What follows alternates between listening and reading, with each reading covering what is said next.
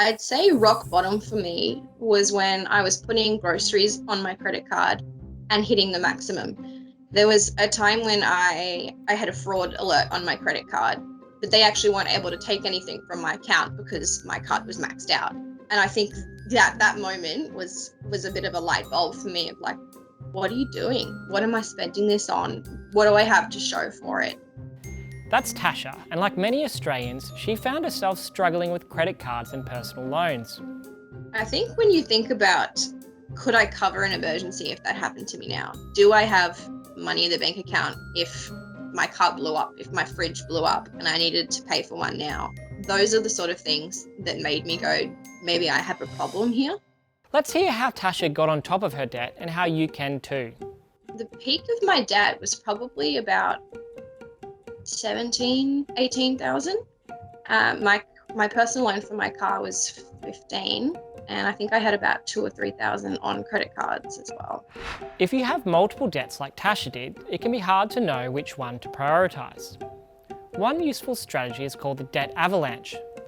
The idea is simple. You pay the minimum repayments on every debt and devote any spare repayments to the debt with the highest interest rate.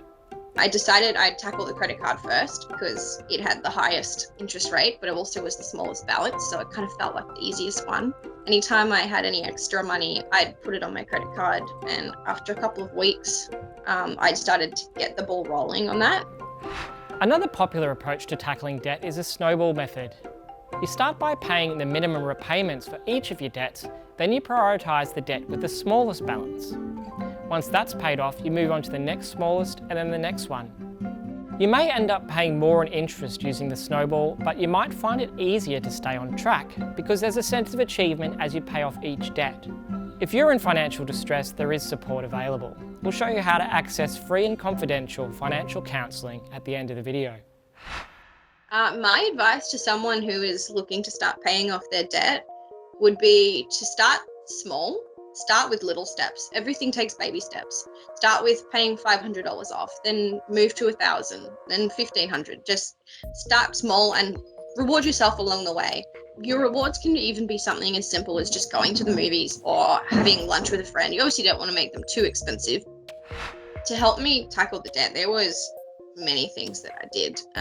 I started living with someone, so I shared a house, which brought some of my expenses down. After that, I got a second job. I'd been working full-time during the week, but on the weekends I started working casually, even just 10 hours a week, to have that extra income to help then pay off the debt. One of the other reasons why I wanted to be debt-free was because I eventually wanted to be able to become a mum.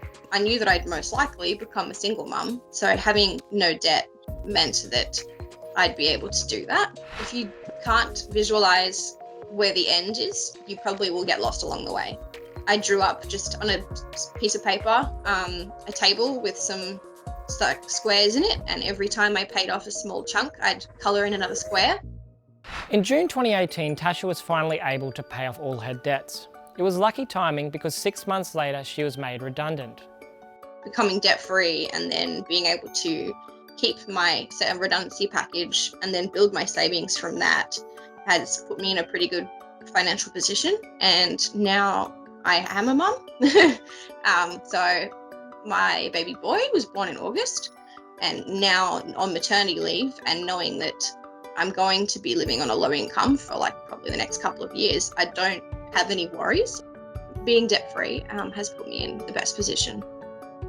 You can access free and confidential financial counselling by calling the National Debt Helpline on 1800 007 007.